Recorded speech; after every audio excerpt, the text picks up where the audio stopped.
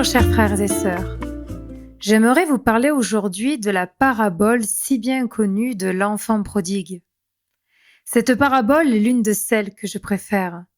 Je crois avoir tout entendu à son sujet. Le fils cadet et son acte de prendre l'héritage avant l'heure et de quitter la maison familiale pour tout dépenser en péchés les uns plus grands que les autres et qui finalement se rappelle qu'il a un père, une maison et qui décide de revenir, pensant être accueilli comme un serviteur alors qu'il va être accueilli comme le fils du roi qu'il est.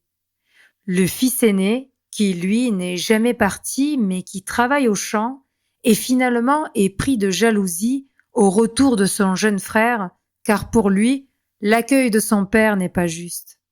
Oui, je crois avoir tout entendu, toutes les versions décortiquées dans un sens et dans un autre, pour essayer toujours mieux de percevoir ce que Dieu par cette parabole a à nous dire.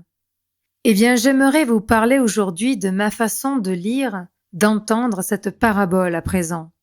Que nous dit cette histoire ?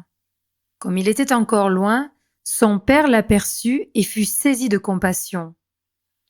Son père se trouvait donc, et ce chaque jour, certainement à chaque heure de la journée, sur le chemin à attendre le retour de son fils cadet. Et pendant ce temps, où se trouvait le fils aîné ? L'histoire dit: or, le fils aîné était au champ. Le fils aîné, bon fils de cette parabole, pendant que son père était là chaque jour à attendre le retour du fils perdu, était au champ à travailler. La parabole ne nous dit pas que c'était mal. Elle ne nous en parle pas comme d'une erreur ou d'un péché. Ce fils aîné, il travaille. Il travaille au service de son père. Et le père lui dira bien: tout ce qui est à moi est à toi. Le fils aîné est donc vraiment tout au père. Mais alors, qu'est-ce que je veux vous dire de plus ?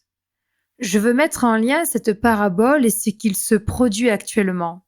Que fait notre Dieu d'amour ? Il attend. Et qu'attend-il ? Le retour de la créature au but, au rang et à l'ordre pour lequel il a créé. Le Livre du ciel, tome 33, 21 juillet 1935. Il y a près de 6000 ans que j'attends que la créature revienne. Je l'aime tellement que je veux la voir heureuse. Mais pour cela, nous devons vivre dans une volonté une, car chaque acte opposé à ma volonté est un clou qui me transperce. Et sais-tu pourquoi ? Parce que cet acte rend la créature plus malheureuse et moins semblable à moi. Et en me voyant dans la mer immense de mon bonheur, alors que mes enfants sont malheureux, oh combien je souffre. Et tandis que j'attends et attends encore, je les entoure, je les comble de grâce, de lumière, pour leur permettre de courir, d'avoir la vie et un seul vouloir avec moi. Cela changera leur sort. Nous aurons des biens en commun, un bonheur sans fin. Les autres souffrances me donnent quelque répit, mais la souffrance de l'attente ne s'arrête jamais. Elle me tient toujours en éveil, me fait utiliser les inventions d'amour les plus excessives, jusqu'à en étonner le ciel et la terre. Elle me fait prier la créature, la supplier de ne plus me faire attendre, que je ne peux plus le supporter, que ce poids de l'attente est trop lourd pour moi. Notre Dieu est toujours là, sur le chemin, et il attend. Il est le Père de la parabole. Et nous qui désirons vivre dans sa divine volonté, qui sommes-nous ? Ne sommes-nous pas le fils aîné ? Mais alors, pourquoi cet odio ? Si nous sommes le fils aîné, que nous dit le Père à présent ? Toujours le Livre du ciel, au tome 33, au 21 juillet 1935. Par conséquent, ma fille, unis-toi toujours à moi pour attendre le royaume de ma volonté, et unis-toi à toutes les anticipations que me font souffrir les créatures. Ainsi, nous serons au moins deux, et ta compagnie donnera un répit à une souffrance si dure. Voilà comment à présent je lis, j'entends cette parabole de l'enfant prodigue. Notre Dieu attend donc sur le chemin que la créature, les créatures, reviennent au but, au rang et à l'ordre pour lequel notre Seigneur les a créées. Et il dit à Louisa qu'il ne veut pas être seul dans cette attente. Ainsi, nous serons au moins deux, dit-il. À présent, au regard de la divine volonté, le fils aîné ne sera plus dans les champs pendant que son père sera là, à attendre seul sur le chemin nuit et jour. Le fils aîné, donc nous sommes là avec le père pour le consoler, pour pleurer avec lui, pour espérer le retour du fils cadet avec lui. Et finalement, le père et nous ne sommes qu'un, une même attente, un même espoir, un même amour. Et quand, dans une grande joie immense, une créature, des créatures reviennent à la maison, nous, les âmes qui désirons vivre dans la divine volonté et ne faire qu'un avec le Père, accueillons le retour du petit frère avec la même joie que le Père, car nous ne voyons plus le petit frère juste comme un frère, mais comme notre propre propriété, car tout ce qui appartient au Père nous appartient à nous aussi.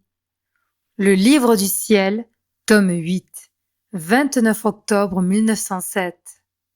Ma fille, l'amour est ce qui ennoblit l'âme et la met en possession de toutes mes richesses.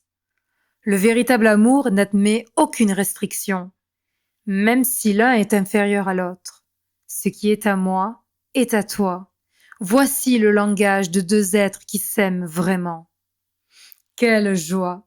Quel bonheur de ne plus savoir notre Père, Papa, tout seul sur le chemin, qu'il soit entouré de la couronne de ses fils et de ses filles de la divine volonté, et qui, agissant comme notre Jésus, revêtu totalement de lui, console le Père, attende avec lui, pleure, prie. Mais le plus beau, le voici.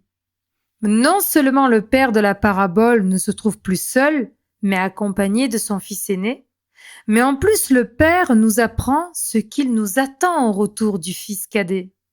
Car la parabole s'arrête là. Le fils cadet revient et une grande fête est organisée. Laissez-moi donc vous parler de quelle fête il s'agit. Le Livre du ciel, tome 34, 18 juin 1937. Tu dois savoir que notre création n'a pas été achevée dans l'homme pour avoir été interrompue par son retrait de notre vouloir. Nous ne pouvions plus nous confier à lui et la continuation de notre œuvre créatrice est demeurée comme suspendue. C'est pourquoi nous attendons avec impatience que la créature revienne dans les bras de notre Fiat pour le laisser régner en elle. Nous reprendrons alors la continuation de la création. Et, oh, combien de choses magnifiques nous accomplirons! Nous lui ferons des dons surprenants. Notre sagesse mettra en œuvre tout son art divin. Et combien de belles images qui nous ressemblent pourra-t-elle créer par cette divine lumière, toutes magnifiques, mais distinctes les unes des autres en sainteté, en puissance et en beauté. Notre amour ne sera plus entravé en voyant que notre vouloir peut faire et donner tout ce qu'il veut. Et il le manifestera en donnant, afin de reprendre son amour réprimé. Et comme nous serons libres de donner, ces temps seront les nôtres. Nous ferons connaître qui nous sommes, combien nous aimons les créatures et combien elles devraient nous aimer. Nous mettrons notre amour à leur disposition, afin de pouvoir nous aimer les uns les autres avec un seul et même amour. Celles qui vivront dans notre vouloir seront notre triomphe, notre victoire, notre armée divine, la continuation de notre création et son accomplissement. Amen. Joie, joie, joie. Ô volonté divine de notre Dieu trois fois saint, ne tarde plus, viens, descends régner sur la terre comme tu règnes dans le ciel. Multiplie les fils aînés de ta parabole, mais ces fils qui à présent vont attendre, pleurer et prier avec toi, qui vont à présent faire ce que tu fais, qui vont permettre la multiplication des vies divines pour que les hommes se réveillent à ton appel, et qu'enfin le ciel puisse être sur la terre. Amen. Fiat. Salut. Aujourd'hui, je te propose d'écouter une prière que nous devons à notre sœur Roland Santiago et qui illustre la façon dont nous pouvons prier dans la divine volonté en communion avec les bienheureux du ciel pour leur plus grande joie. Cette prière a été inspirée à notre sœur à l'occasion de la nativité de Saint Jean-Baptiste. Voilà ce qu'elle écrit. Jean signifie Dieu fait grâce, Dieu est miséricordieux. Merci Seigneur pour nous avoir donné ton précurseur Jean. Il est celui qui aplanit tes sentiers. Il est aussi celui qui te désigne comme l'agneau de Dieu qui enlève le péché du monde. En ce jour où nous fêtons sa nativité, de tout mon cœur, j'aimerais lui offrir le plus beau des cadeaux. Mon frère bienheureux au ciel, nous faisons nôtre toute ta vie. Déjà, dans le sein de ta mère, tu as tressailli de joie en te voyant retirer la faute originelle. De ce tressaillement à ta naissance, puis à ton départ pour le désert, et dans ta profonde foi, tout abandonné à Dieu, nous plongeons chacun de tes actes, intérieurs comme extérieurs, dans les actes de Jésus. Que toute ta vie ne soit qu'acte divin qui apporte tout honneur, amour et gloire au Père sans aucune discontinuité. En ce 24 juin, reçois de la part de tes frères et sœurs de la terre ces vagues d'amour que Dieu nous offre de pouvoir te donner. Et toi, avec tout le ciel, viens te pencher sur notre terre et sur tous ses habitants, et continue de crier en leur cœur pour les appeler à tourner leur regard vers le seul Sauveur, Jésus, notre Dieu d'amour. Ton âme a tressailli de joie en entendant la voix de celle qui porte celui qui porte tout. Et combien on te comprend. Nous faisons nôtre cette douce et tendre voix de notre maman Marie. Et avec toi, mon frère Jean, multiplions la voix de maman et allons à la porte de toutes les âmes pour les appeler à ouvrir leur cœur et leurs âmes à Jésus. Que notre Dieu 3 fois saint te bénisse, mon frère, et qu'il bénisse toutes les âmes pour les rappeler à lui, au nom du Père, du Fils et du Saint-Esprit. Amen. Fiat. Bonjour chers frères et sœurs.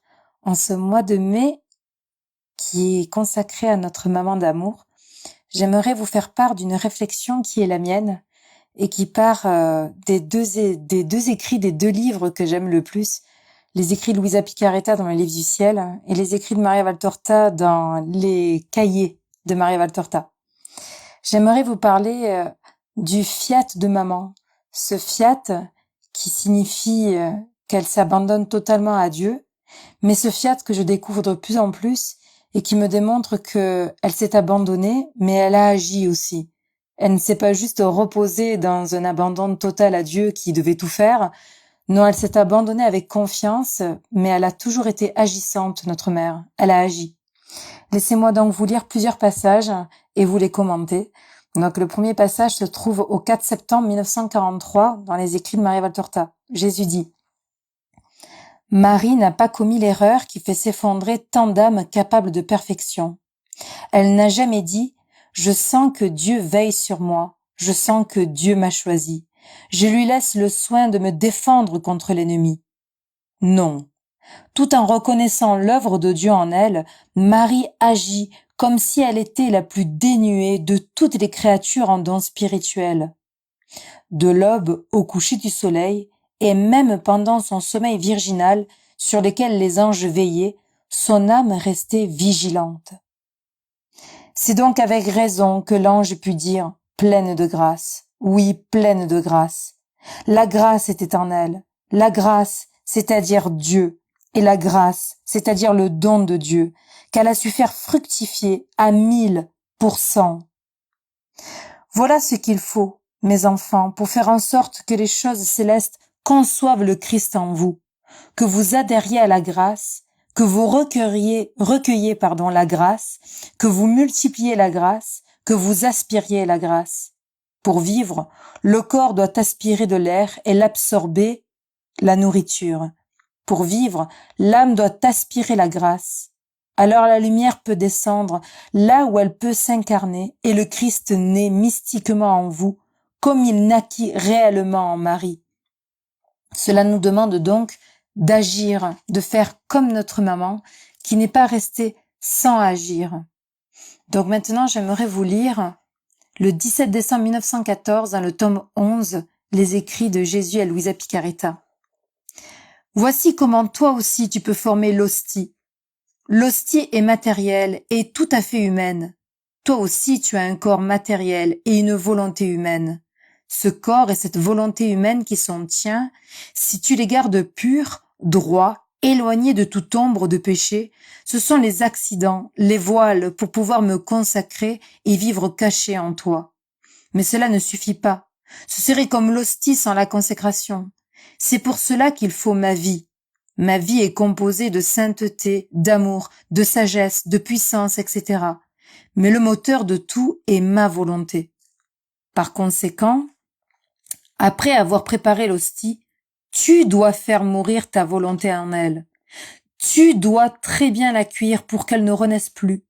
Et tu dois faire entrer à la place ma volonté dans tout ton être, et celle-ci qui contient toute ma vie et qui formera la véritable et parfaite consécration. Si bien que la pensée humaine n'aura plus de vie, mais seulement la pensée de mon vouloir. Et lui, il consacrera ma sagesse dans ton esprit. N'aura plus de vie ce qui est humain, la faiblesse, l'inconstance, parce que ma volonté formera la consécration de la vie divine, de la force, de la fermeté et de tout ce que je suis. Donc, chaque fois que tu feras couler ta volonté dans la mienne, dans tes désirs, dans tout ce que tu es et que tu pourras faire, je renouvellerai la consécration et dans une hostie vivante et non pas morte comme le sont les hosties sans moi, je continuerai ma vie en toi. Il y a ce besoin d'agir. Pour que Dieu puisse naître, nous devons agir, avoir une totale et pleine confiance en Dieu, s'abandonner comme la Vierge Marie a toujours su s'abandonner dans les bras de Dieu, mais ne pas rester inactif. On agit. Oui, Seigneur, je le veux. Je le veux. C'est sans cesse ce fiat qui va dans les deux sens. Oui, comme tu le veux, je le veux. Et donc, j'agirai. Tu le veux, je le veux. Jésus termine au cahier 1943 au 4 septembre en disant « Je te salue Marie pleine de grâce. Regardez-la, vous tous, ô chrétiens, si dissemblables au premier fils de Marie. Regardez-la surtout vous, les femmes, si dissemblables à Marie, et apprenez et méditez sur le fait que le chemin du mal aux mille formes, c'est vous qui l'avez ouvert avec votre suggestion à la chair, si contraire à la vie de la grâce dans les créatures, sans laquelle l'être humain devient un démon et le monde un enfer. » Voilà mes frères et sœurs, je voulais vous faire part donc de ma réflexion qui me fait méditer sur le fiat de notre maman, ce fiat qui a permis à Dieu de pouvoir agir et elle est toujours restée vigilante, attentive et en action. Alors Seigneur, oui, fiat, comme tu le veux, je le veux. Et agissons, mes amours. Shalom, mes amours. Alors, je sais pas si vous faites comme moi, déjà si vous avez le temps, hein, de pouvoir suivre Jésus pas à pas grâce aux écrits de Marie-Val Torta. Mais du coup, je viens de lire la journée de lundi, donc de sa journée jusqu'à sa soirée. Et alors vraiment, je suis... bon, ça fait chaque année je le lis, donc je le connais, mais c'est toujours une merveille de voir transpirer la divine volonté, Dieu, quoi, en fait, dans Dieu, voilà. Mais pas que. Déjà de voir notre Seigneur Jésus dans sa patience, sa miséricorde et son amour. Parce qu'on est vraiment des pauvres créatures. À travers les apôtres, on voit vraiment les pauvres créatures que nous sommes, lents à comprendre, voire même ne pas comprendre. Et Dieu qui se répète sans cesse. Bon, voilà. Et à côté de ça, la Vierge Marie, maman, à qui rien n'est inconnu, qui sait absolument aussi tout, qui souffre depuis qu'elle sait qu'elle est mère du Christ, de cet instant fatidique où elle va perdre son fils, en plus dans les conditions dans lesquelles elle va le perdre. Et là, elle sait très bien qu'il lui reste que peu de temps à profiter de lui. Eh ben, son amour maternel pour nous, ses enfants, cette vie qui est la divine volonté, qui est complètement son essence et qui l'a fait respirer et vivre, ben, elle a fait rester avec Élise, la maman d'Analia, qui est morte lors de l'entrée de Jésus à Jérusalem, sous les acclamations, morte, première vierge de Dieu. Ben, maman préfère rester avec elle pour la consoler, plutôt que de retourner avec Jésus et, entre parenthèses, de profiter de son fils. Réaction que je suis certaine que j'aurais eue, d'égoïsme, de me dire je la consolerai après, mais là je profite de mon fils jusqu'au dernier instant. Ben elle, non. Oh là là, c'est tellement d'enseignements dans les moindres détails, les moindres détails. Et je sens vraiment, vraiment dans mon cœur le Seigneur qui me dit, observe ma mère. Oui, c'est la reine du royaume de la divine volonté. C'est comme ça que tu veux vivre de cette vie, de mon divin vouloir, tu veux tout me donner, mais observe ma mère, regarde ma mère, voilà. Elle a toujours pris soin de moi, et donc de moi à travers mes enfants aussi. Toujours, toujours, toujours comme quand j'étais dans son sein, petit ou adulte ou sur la croix, elle a toujours eu à soin de me protéger, de prendre soin de moi. Et là, de la voir agir, mais quelle leçon elle est maman. Bon, enfin voilà, je voulais vous partager ça, mes amours. Soyez abondamment bénis. Bonjour chers frères et sœurs. Aujourd'hui, j'aimerais aborder un sujet complexe et qui touche beaucoup d'entre nous, le couple et la foi. Mais cela peut aussi toucher deux amis ou père-fils, père-fille, mère-fils, mère-fille, etc., du moment que vous êtes plusieurs à vivre ensemble. Alors bien sûr, je ne parle pas de violence conjugale. Je parle du couple où l'un a la foi et l'autre non, ou pas le même degré de foi. Je vais m'adresser surtout à un des membres du couple qui se trouve seul à aimer et désirer suivre Dieu et dont le conjoint est une difficulté dans ce cheminement, car soit il est colérique et humiliant, soit il est jugeant et il critique. Cela est très douloureux pour l'époux ou l'épouse qui vit cela au quotidien et qui doit supporter ces agressions. Si le Seigneur n'est pas présent avec tout son amour, le désir de quitter le conjoint qui nous fait souffrir est comme un spectre qui plane sans cesse sur notre tête. Je vous propose de voir plusieurs textes piochés entre Maria Valtorta, Luisa Picaretta et Alice Lechewska pour y trouver ce que le Seigneur nous enseigne au sujet du comportement d'une âme qui veut être tout à Dieu au sein de son couple, de sa famille. Pour poser un exemple de situation de couple, prenons ce passage du volume 10 de l'Évangile tel qu'il m'a été révélé lors de la résurrection de Jésus et de son apparition à Jeanne de Chouza, mercredi 4 avril 1945.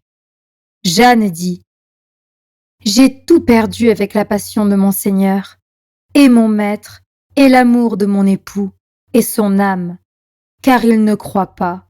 Il ne croit pas et se moque de moi, et il m'impose de ne plus même vénérer la mémoire de mon Seigneur, pour ne pas le ruiner. Lui, pour lui, l'intérêt humain est plus important. Moi, je ne sais pas si je continue à l'aimer ou éprouver pour lui du dégoût.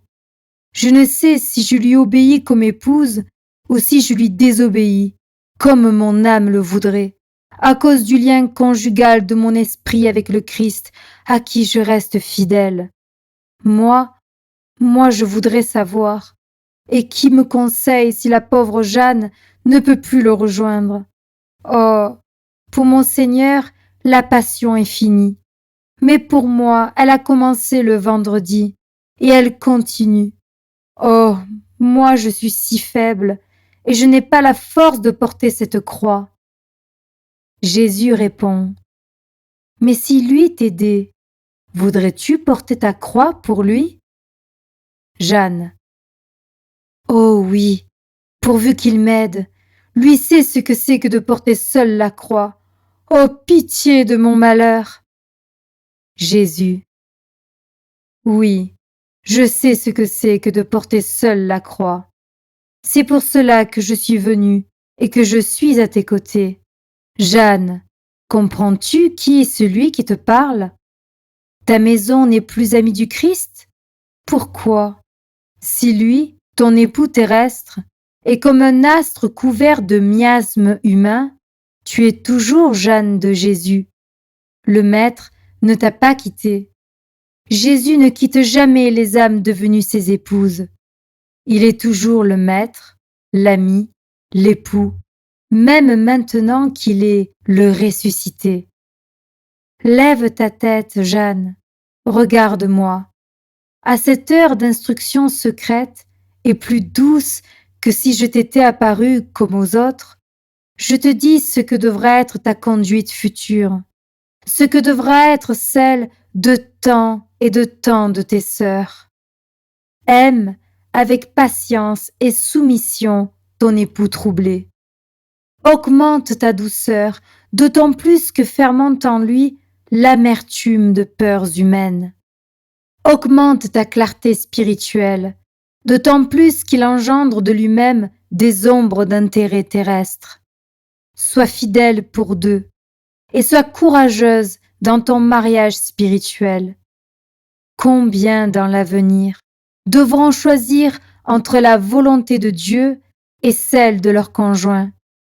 Mais elles seront grandes quand par-dessus l'amour et la maternité, elles suivront Dieu. Ta passion commence, oui, mais tu vois que toute passion se termine par une résurrection. Mes frères et sœurs, vous avez bien entendu. Le Seigneur donne la ligne de conduite à suivre. Aimez avec patience l'époux troublé. Augmentez sa douceur autant plus que fermente dans le conjoint des peurs humaines. Augmentez sa clarté spirituelle, donc que vous soyez plus proche intimement de Dieu, surtout quand le conjoint tente de vous tirer vers le bas, alors que vous désirez vous élever vers Dieu. Rappelez-vous que rejoindre Dieu peut se faire à l'intérieur même de votre âme et que notre Seigneur attend de vous de pouvoir vivre en vous dans votre devoir d'état, pour pouvoir rayonner sur les âmes qui vous entourent. Et pour rayonner, il faut être rempli. Cela doit donc commencer par vous. Quand vous le pouvez, prenez le temps de la lecture, de la prière, des sacrements, et dès que le devoir d'état est là, même si vous n'êtes pas en train de lire ou en train de prier, être juste là, auprès du conjoint, en réparant si les conversations sont mauvaises, en étant attentif si le Seigneur désire donner une parole de bon sens pour déposer une graine dans le cœur du conjoint, est aussi une prière tout aussi puissante, si ce n'est plus, car elle est pleine d'amour et de charité. Qui se trouve dans le conjoint, surtout dans le conjoint malade par manque de foi et d'amour? Il se trouve notre Seigneur, votre bien-aimé. Il est tantôt crucifié, tantôt avec sa couronne d'épines, tantôt emprisonné, tantôt plongé dans une grande soif, les yeux pleins de larmes. Il n'attend pas de vous colère envers le conjoint et désir de le quitter. Il attend de vous un habitat où il va pouvoir se réchauffer, se reposer et enfin, avec vous, pouvoir toucher le cœur de votre conjoint. Par cet acte d'amour et de charité envers votre époux, votre épouse, si vous gardez bien à l'esprit que vous n'agissez qu'avec, en et pour Dieu, le Seigneur va vous travailler à vous en vous dépouillant, en vous transformant et en augmentant votre amour, et il va agir sur votre conjoint. Vous allez me dire, bien sûr que vous aimeriez agir ainsi, être ainsi, mais vous vous sentez bien misérable et faible. Écoutons Jésus à Louisa dans le tome 1 du Livre du Ciel, au numéro 6, le tome de l'édition du Père Dominique Duthène. Jésus dit : « Ne crains pas, car petit à petit nous ferons tout. Je sais moi-même combien tu es faible. C'est de moi que tu dois prendre des forces. Je veux que tu sois toujours droite dans tes actions, avec un œil regardant vers moi et l'autre œil regardant ce que tu fais. Je veux que les créatures disparaissent complètement à tes yeux. Si on te commande, ne regarde pas les personnes, non. Mais tu dois penser que moi-même, je veux que tu fasses ce qu'on te commande. Donc, avec ton œil fixé sur moi, tu ne jugeras personne. Tu ne regarderas pas si la chose est douloureuse ou plaisante, si tu peux ou ne peux pas le faire. En fermant les yeux à tout cela, tu les ouvriras pour ne regarder que moi. Tu me prendras près de toi en pensant que je te regarde fixement et tu me diras : Seigneur, c'est seulement pour toi que je fais cela. C'est pour toi seul que je veux travailler et ne plus être esclave des créatures. Par conséquent, si tu marches, si tu travailles, si tu parles, dans tout ce que tu fais, ton seul objectif doit être de me plaire à moi seul. Oh, combien de défauts tu éviteras si tu fais ainsi. Je veux aussi que si les gens te mortifient, t'insultent, te contredisent, ton regard reste fixé sur moi en pensant que de ma propre bouche, je te dis : ma fille, c'est précisément moi qui veux que tu souffres cela, pas les créatures. Détourne d'elles ton regard, mais seulement moi et toi, toujours. Toutes les autres choses, détruis-les. Tu vois, je veux te rendre belle à travers ces souffrances. Je veux t'enrichir de mérite. Je veux travailler ton âme, te rendre semblable à moi. Tu m'en feras un cadeau. Tu me remercieras affectueusement. Tu seras reconnaissante envers ces personnes qui te donnent l'occasion de souffrir, en les récompensant de quelques avantages. De cette façon, tu marcheras droit devant moi. Rien ne te donnera plus d'inquiétude et tu jouiras toujours de la paix. Le Seigneur veut mener à la perfection notre âme. Et pour cela, il faut garder nos regards fixés sur lui et n'agir que pour lui. Qu'est-ce que le couple ? Une seule chair. Vous êtes un en deux personnes. Votre moitié est malade. Ce n'est pas une maladie physique qui pourrait appeler votre compassion, non. C'est la maladie de l'amour. Il manque d'amour. Comment le Seigneur va agir ? Il va vous demander à vous d'aimer pour deux. Et c'est lui-même qui va venir aimer en vous, et vous, vous allez aimer en lui. N'oubliez pas que votre conjoint est enfant de Dieu, et que notre Seigneur est mort sur la croix aussi pour lui, qu'il l'aime d'un amour infini, et qu'il ne désire qu'une seule chose, l'avoir auprès de lui pour toujours dans son paradis. Quand vous vous trouvez dans la tourmente avec votre époux, votre épouse, c'est cela que vous devez avoir en tête. Le Seigneur me donne l'occasion d'avoir une âme plus belle, pleine d'amour et de charité. Et tout en me travaillant, je le laisse agir en moi pour toucher le cœur de mon conjoint. Et si celui-ci réagit face à l'amour de Dieu, même s'il réagit à première vue de manière négative, cela signifie que le Seigneur et son amour ne lui sont pas indifférents et qu'un combat se joue à l'intérieur de lui. Alors, comme mon Dieu, je ne vais penser qu'à son âme, à vouloir le sauver. Et je sais combien cela peut être dur si le conjoint n'a même pas la foi et qu'il est bien ancré dans le monde, alors que vous n'aspirez qu'à ne plus être du monde. Jésus dit ceci à Alice Lechemska dans le témoignage : « Ce monde n'est pas ton monde. Les enfants de ce monde, même s'ils sont tes frères et sœurs, ne te seront proches qu'à travers le service, le sacrifice et l'intercession que tu offres pour eux. Toi, tu dois être une intercession et une réparation ambulante, comme je l'ai été. Où que tu te trouves, apporte-y mon amour miséricordieux et ton intercession. Avance partout avec moi, avec ma mère. Sois notre signe parmi les gens. Même si ma présence en toi est cachée, je suis en toi. Je veux être en toi parmi mes enfants, pour les entourer d'amour et pour les sauver.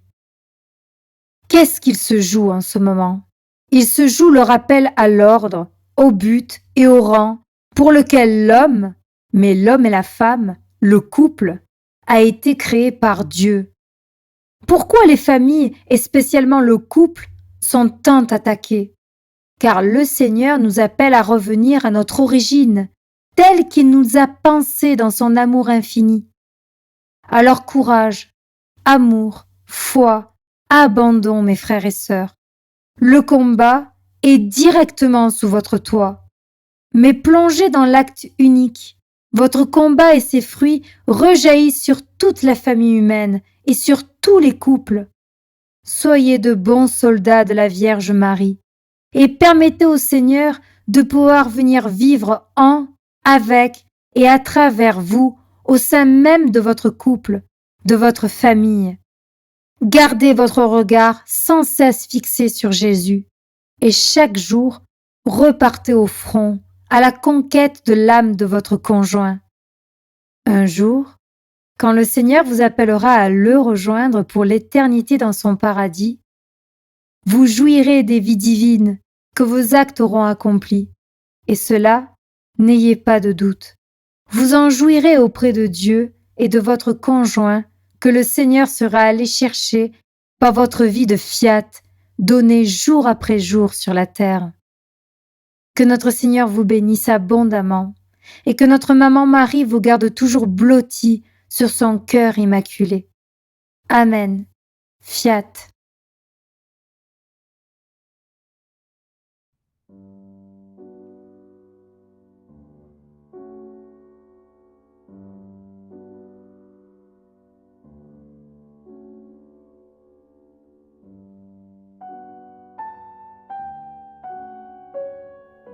Je te prie, mon Dieu, pour cette journée de lumière qui touche à sa fin, afin qu'aucune des âmes qui ont vécu durant ce jour ne puisse venir t'offenser pendant la nuit. Je te rends grâce pour cette journée accomplie et tout ce que toi en moi et moi en toi y avons réalisé. Je te demande pardon pour tous mes actes manqués, pour tous mes manques de gratitude, mes manques d'amour et de pensée envers toi.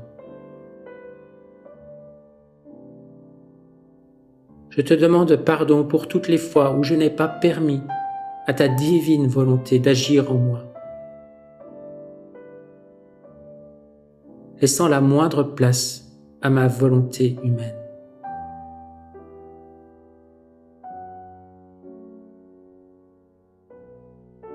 Mon Dieu, je viens à toi pour m'endormir dans tes bras et ne pas craindre mon sommeil. Je le dépose dans ton propre sommeil et tes moments de repos. Je m'abandonne totalement en toi, afin que même en dormant, je puisse t'offrir autant d'actes d'amour et de réparation.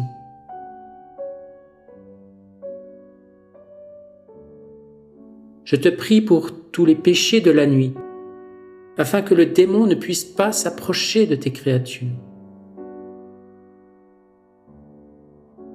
En chacune, j'y dépose mon « je t'aime » avec ta divine volonté.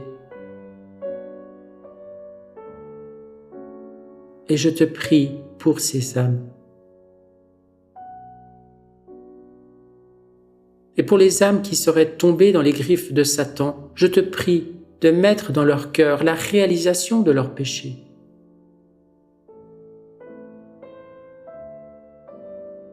Afin qu'ils puissent en ressentir de la peine et de la contrition.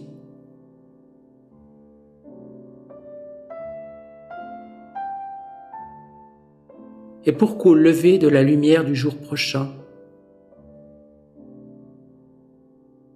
ils courent dans tes bras,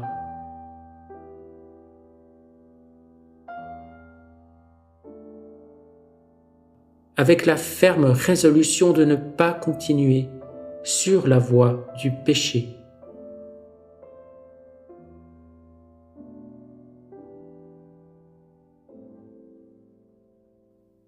Amen.